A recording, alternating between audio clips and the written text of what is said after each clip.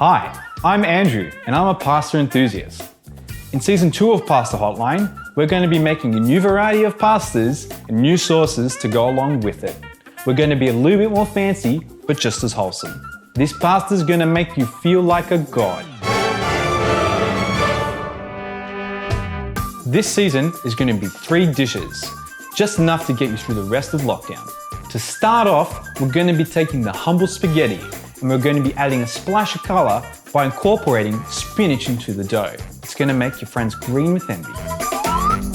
We're going to be making a simple sauce to go along with our spaghetti. So check out our Instagram for details and everything that you'll need.